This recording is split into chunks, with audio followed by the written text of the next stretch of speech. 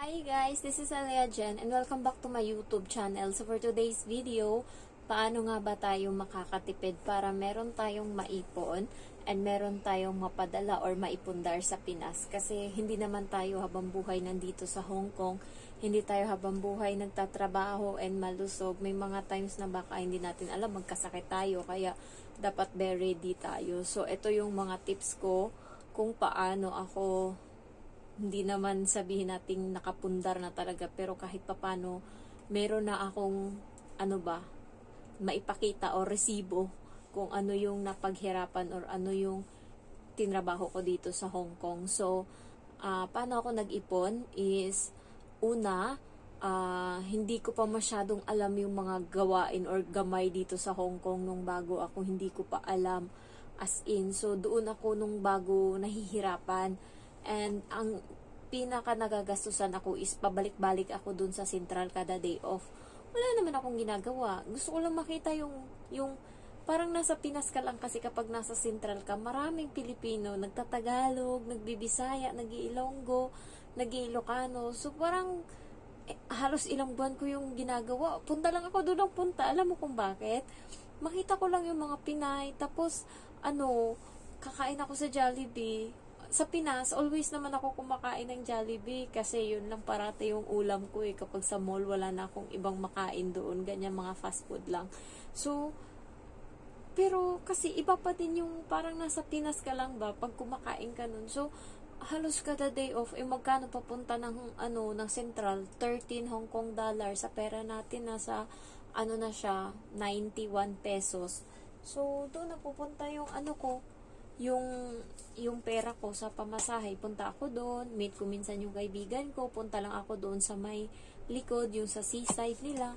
And then, pag uwi, hindi na ako naghapunan ng kanin kasi nga wala akong pagkain. Ginagawa ko, bibili ako ng saging ngayon. Mahal. Alam mo yung tatlong nilaga na saging, 20 pesos. So, 20 Hong Kong dollar pala yung tatlo na saging, tatlong piraso. So, yan yung binibili ko. So, sayang yung 20. Pwede mo naman pala nang mabili ng kanin yun na may ulam kung gugustuhin mo. So, mali yung technique ko dati. Ayan. So, bigla akong nagbago. Kasi dati, yung amo ko is, hindi sila umaalis ba ng umaga. Umaalis sila alas 2 na ng hapon, alas 3, yung gutom na sila, mananghalian. Hindi katulad ngayon na halos kada Sabado, maalis sila ng maaga kasi nga merong activity yung bata. Pinapaaral nila ng Chinese, ng Mandarin. So, kaya ngayon nakakadiskarte na ako kung paano ako makakatipid ng pera. Ayan. So, ang budget ko ngayon sa isang buwan is 500 Hong Kong dollar. Kasama na dun yung 100 na para sa load ko. So, ibig sabihin, 400 lang yung ginagastos ko sa loob ng isang buwan. So, kung gumagala ako guys, nung nakaraan kasi gumagala ako, kulang siya, nakakapag-withdraw pa ako, pumupunta akong Central, magwi-withdraw ako para meron akong pampamasahay sa gala namin. So, kulang siya. Umaabot minsan ng 1,000 or 800 Hong Kong dollar yung nagagastos ko. Siyempre, pamasahe, malayo pa yung pinupuntahan namin, pagkain, ayan. So, siyempre, bibili ka pa ng kung ano-ano dyan, wala. Magasto siya nung nakaraan. Pero ngayon nagtitipid ako kasi nga parang ngayong buwan parang taga dito na yung utang ko. Hindi na ako makakaahon. So, ako ng technique na para makatipid ng konti. Ayan. Next is ang ginagawa ko ngayon pag day off ko is dito lang ako sa bahay. Babangon lang ako. Buti na lang amo ko okay lang. Babangon ako, tapos mag-iinit lang ako ng tubig nila sa thermos, tapos ilipat ko yung tubig na napalamig na sa pitchel. And ayan, handa ko lang yung ng bata, water bottle. Tapos okay na, pasok na ako dito sa kwarto. Labasan ko lang sila ng tubig kasi nandito yung tubigan sa likod ko na merong mga bottled water. So labas lang ako, dalawa lagay ko dyan sa mesa para kung kailangan ng amo ko, kung gusto nila ng tubig, kunin niya lang. Pag hindi, iwan niya lang dyan, ibabalik ko dito paglabas ko. So, mga alas 11, wala pa nga atang alas 11, umaalis na yan sila. Ako na lang mag-isa sa bahay na iwan. Walang problema sa amo ko yan. Okay, parang okay yung amo ko na, na hindi ako umaalis. Parang okay lang sa kanya. So, dito na lang ako sa bahay, tapos higa-higa lang ako, cellphone, hanggang sa kung kailan ako gutumin, mga 11, alauna, alas 2 minsan ako lumalabas. Paglabas ko, diretso ako ng KFC. Dati, Jollibee ako. Ang one piece chicken with rice sa Jollibee na with drinks is 30 Hong Kong dollar. Punta ka ngayon sa KFC, guys. Ito yung technique ko sa inyo. Mas masarap sa KFC. Alam mo yung RE, basta mga R siya ng 'di ba? Sa order number sa Jollibee merong C1, C2, ganyan. So sa sa KFC, hanapin nyo yung R doon, basta maraming R1, 2, 3, 4 ata yun. Basta lahat ng R na yun, okay siya. Bilhin, depende lang sa toppings. May iba kasi na chicken nuggets yung toppings. Yung kinuha ko is one piece chicken. Parang R, nakalimutan ko na talaga. Pero siya, one piece chicken siya, yung hita ng manok, and then yung boneless na breast ng manok ba yun? Basta yung banda dito sa sa puwitan, yung thigh part ata. Hindi thigh part. Ayan, basta yung mga yung wala siyang buto. Tawag namin dito boneless chicken ng amo ko. Ayan. So, isa yon, isang hita, tapos isang boneless chicken na thin-fried. And then, yung kanin is madami, parang 2 takal. Tsaka, may topping siya na mushroom sauce sa taas. And then, lang siya guys, 32 Hong Kong dollar.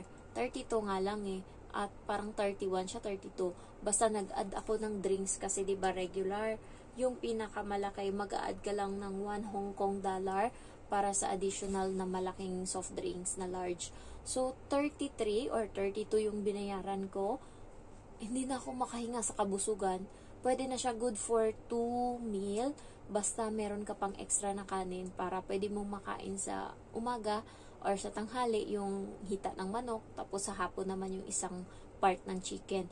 So, malaki siya guys, as in, sulit. Yung cup niya is ganito siya kalaki na nangalahati siya. So, marami talagang laman. Yun yung bestseller ng KFC. Kaya kung gusto nyo nagtitipid kayo, yun yung bilhin nyo sa KFC. Punta kayo ng KFC and yun, yung R. Basta dun sa R, hanapin nyo doon. R section. Ayan. Kasi, siya, sulit siya sa binayaran mo. Compare ko yung sa Jollibee na kinain ko sa KFC, walang-wala. Hindi ako nabusog sa Jollibee yung one piece chicken nila with rice. Ang rice, ang konti. Pero pagdating doon sa sa KFC, 2 takal, tas may toppings pa sa taas. So, sulit ka na talaga. Ayan, yan yung tips ko ngayon. Medyo nakahanap na ako paunti-unti ng way kung paano ako makakatipid. Next is sa mga bili ko ng mga shampoo, ganyan. Shampoo, sabon, Downy, yan, mga ko dyan. Sa napkin, kasi 'di ba mahal yung napkin dito. Ginagawa ko, nag-iikot ako sa Park and Shop, sa Mannings, kung may mga buy one take one na mga items, bibili ako. Kapag wala, hindi muna, titignan ko lang muna yan. Pag sa susunod, pag may buy one take one, bibili ako. Tingnan nyo yung napkin ko. Madami yan. Ayan. Ito pang gabi and ito pang araw. So, naka-buy one, take one yan siya. Kaya, binili ko. Pero pag hindi, tingnan ko muna. Ayan yung ginagawa ko. Kapag hindi naka-sale, hindi ko binibili.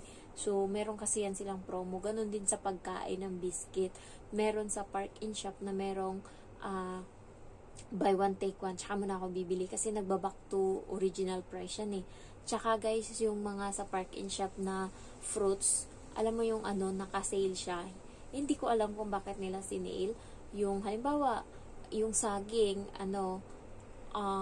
Hong Kong dollar mo lang siya mabibili. Pero pag sa labas, 10 na or 12, ganyan. So, meron ding iba, mga prutas, basta mga nakasale. Yan, hinahanap ko yan doon. So, ganun ako katipid ngayon. And also, dati, mahilig ako mag-shopping ng branded na damit. Ayan, more on Uniqlo ako, Baleno, Zara, ganyan, H&M. Yan yung mga damit ko. Pero ngayon natuto na ako. Hindi na yun yung damit ko. Punta ako sa Ukay. And then, hanap ako doon ng mga branded na damit. Nakakuha ako ng 68. Sikat siya na brand dito sa Hong Kong. Sa halagang 10 Hong Kong dollar lang. Ayan. So, Marami siyang mga ano doon, mga branded. Sa nagtatanong sa akin kung saan yun banda, exit C2, tas diretsuhin nyo siya. Paglabas nyo ng Shamshoy po, exit C2. Tapos makita nyo yung yung daan na straight na maraming mga paninda sa gilid, parang Divisoria. Straight nyo lang yan. Sa pinakadulo banda niyan, pinakadulo na talaga, yung makita nyo yung palengke sa bandang niya. Pag naglalakad kayo, nasa left siya. Ayan, makita nyo yung palengke na may public market. Merong nakadisplay dyan sa gilid na mga siya, parang bangketa na mga simula yun, mga damit na pambata. Dire-diretsuhin mo lang yung na yan, yung way na yan. Marami kang makikita dyan. May mga ukay-ukay dyan. May makikita ka. Yung sa binibilhan ko, wala siyang nakalagay na 10. Pero 10 yun. May dati may nakalagay, pero ngayon parang hindi na nila nilagay. Pero tag 10 talaga siya. Nakaraan, merong pantalon doon. Kaso sakto, wala akong pera. Ang binayad ko sa pagkain ko is card lang. Punta akong park and shop. Card lang din yung gamit ko. Meron akong pera, parang 6 lang. Ang ganda-ganda ng pantalon. 10 lang. Hindi ko alam kung pagbalik ko nitong holiday, nitong Saturday, kung nandyan pa din yung pantalon na yun, gusto ko siyang bilhin. Sana nandun pa siya pagbalik ko. Yan, dyan ako namimili. Pero hindi naman ako ngayon masyadong lumalabas. And hindi ko alam, parang naumay na ako, parang nasatisfy na ako sa nagalaan ko. Kaya sabi pala ng kaibigan ko dati, 6 months ka lang gala-gala, kasi parang puro ako gala dati, magsasawa ka rin yan. Tinawanan ko siya, sa isip-isip ko hindi ako magsasawa. Pero guys, nakakasawa din pala talaga, totoo. Mas gusto ko na lang ngayon mahiga, gusto ko na lang matulog, gusto kong nasa kwarto lang, gusto kong manood ng movie sa phone ko. So, ganun yung ko ngayon, yung cravings ko, parang nasatisfy ako. Kung may gusto man akong puntahan, ayun siguro yung Tai-O, yun yung magandang lugar, and yung Chong Chao, napuntahan ko na yan una, pero gusto kong, mag round 2. Gusto ko siya talagang, parang mahal ko siya, feeling ko, parang gusto ko siya talaga, gusto ko siyang balikan. So, ayan, yan lang yung gusto kong puntahan. And also sa pagbabar, dati diba parati kami nagbabar halos every week, pero ngayon hindi na, kasi parang wala, parang naumay na din ako. Pagdating doon, sayaw lang din naman ako, parang isip ko, sayawin ko na lang yan dito sa loob ng kwarto. So gano'n na lang ginagawa ko. And also may time ako na mag-vlog. Sa isang holiday ko, nakakapag-vlog ako 3, 4. Okay na yun, malaking bagay na yun kaysa sa dati. Pag uwi ko, bugbog ako sa trabaho. Iniisip ko dati, nag-day off ka nga para makapagpahinga, pero pinahirapan mo pa yung sarili mo. So ngayon, ayun yung ko, nag-less na ako ng gala. And then sa pagkain naman, nagsasaing ako sa gabi pagka day off, pagka may Friday ng gabi, nagluluto ako. So dinadamihan ko yung saing para kinabukasan ng gabi, may pagkain pa ako para sa hapunan. And sa tanghali, pag bumibili ako ng pagkain, dinadagdagan ko, or para yung ulam na yun natira is yun yung ulam ko sa gabi. Or kaya kung meron nagtitinda dito ng parang tuhog-tuhog, yung parang street food ng Hong Kong. So doon ako bumibili ng octopus na inihaw, or kaya fried chicken na 2 pakpak. Babayaran mo siya ng 14 Hong Kong dollars. So, yun na yung ulam ko sa gabi. Or kaya punta ko 7-Eleven, meron silang siomai doon, parang 18 ata yun. So, yun yung pagkain ko. May kanin naman ako dito na naiwan. So, ganun yung diskarte ko. And hindi ako bumibili kapag hindi sale. Also, mahilig akong pumunta ng palengke kapag kailangan ng pagkain, ganyan. Hinahanap ko yung mga sale. Marami na akong alam na store ngayon dito sa Shamshoy po na mura. Halimbawa, bibili ako ng itlog, sa labas is 20 Hong Kong dollar yung 15 piraso. Pero doon sa binibilhan ko is 18.5. So, merong 1.5 na naiwan. Malaking bagay na yun para sa akin, yung mga ganun-ganun. Tsaka guys, pagka kasi hindi ka lumabas, hindi ka punta ng sentral, hindi ka mamamasahe. So, sayang yung pangmasahe. Dapat na din yung balikan mo, 30, sabihin na natin. Sayang yung 30, pwede na siyang ibili ng kung ano-anong bagay, pwede mo na siyang ipang-anuhan. So, yun yung dinidiskarte ko. And also, yung load ko, ngayong next month is 50 na lang ilo-load ko, kasi may balance ako na 46 Hong Kong dollars sa cellphone ko. Kaya, dadagdagan ko na lang ng 50 para may load ako next month. Ayan, so, ayan yung mga diskarte ko. Kaya, kahit papano, meron akong, hindi naman ako puno yung damitan ko, marami akong gamit, kompleto naman ako lahat-lahat, dahil yun sa, siguro din, nakakabayad din naman ako ng utang, konting tiis na lang, makakapagsimula na din uli ako sa bahay. So, natutuwa ako sa buhok ko ngayon guys, hindi ko yan sinuklay simula naligo ako, and grabe yung pagkakulot niya, malala, para siyang ayun, natutuwa ako. Ko to, natural na hair. Dati hindi to kulot nung nag-aaral ako ng high school. Kaso, matino yan Kaso, may kakilala ko or yung classmate ko is may bakla na na pinsan, and then tinuruan siya kung paano magkulot-kulot na ginamitan ng gamot. So, ginawa namin, kumuha kami ng kamuting kahoy na nun, di ba yung leaves niya, meron yon. So, kinukuha namin to, tas kinulot namin yung buhok namin, tapos binuhusan namin nung chemical na binili niya. Yun, doon na nagsimula na kumulot yung buhok ko. Hindi na siya bumalik, ganyan na siya. Ayan, kung hindi ko pa ipariban yan, hindi pa yan maging totoo. Pero, at least kahit paano yung buhok ko, tumino-tino na kasi nga hindi na siya nagfo-falling hair masyado dahil sa hindi ako naliligo na ng mainit na tubig. Ayan. So, tips din guys, yung mga pupunta dito, magdala na kayo ng pang-winter kasi malamig na, para makatipid kayo, mahal kasi yan dito. Kung gusto niyo makakuha ng mga pang-winter na clothes, punta kayo dito Shamshoy po. Ayain niyo ako pag Sabado day off niyo, mag-ukay-ukay. Pero hapon na, mga alas 2:30, kasi nga tulog pa ako niyan hanggang alas 12, dito lang ako sa kwarto. Ayan, so paano pa ba yung tipid na nangyayari? Basta yung ginagastosan ko lang naman is pagkain ko KFC o 32. Na yun, ang buong araw na yun. Kasi nga, may sinaing ako dito, or kung hindi, basta gagawa ako ng paraan para hindi ako magutom. Next is, bibili ako ng itlog, gulay, ganyan lang naman yung routine ko. Tinapay, importante sa akin yung tinapay, tsaka saging. Ayan lang. Tapos yan, wala na akong binibili na iba. Punta na ako agad dun sa ukay-ukay. Doon na napunta yung dapat pang pamasahe ko sa pang ukay-ukay ko. So, ayun lang guys. Kaya kahit papaano, pera ko na napadala kay mamang is 10,000, 12,000, 100,000, 24,000, 8,000, and then 80,000. So, sobra na siya. Sobra na siya 200,000. Maliban pa dyan guys, yan, nung pagpagawa na ng bahay. Maliban pa dyan nung hindi pa pinagawa yung bahay, na yung sahod ko sa loob ng ilang 9, March, April, May, June, sa loob ng 9 months is pinapadala ko sa kanila, binibili nila ng mga materyales. Kaya ang laki din ang napundar ko kahit papano. May utang pa sa akin yung ate ko na 20,000. Nabilan ko pa ng cellphone yung papa ko, yung pamangkin ko. Nakapagpa-box pa ako doon. And then, nakabili pa ako ng cellphone ko.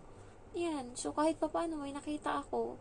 Malapit-lapit na ako sa final. Konti na lang 5 months na lang. Tapos sunod na araw, sahod ko na naman. Di, magbabayad na naman ako. 4 months na lang yung natira sa utang ko. Konting sipa na lang yan. Matatapos na.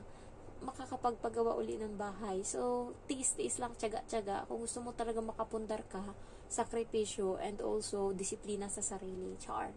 Thank you for watching and I love you all. Bye-bye.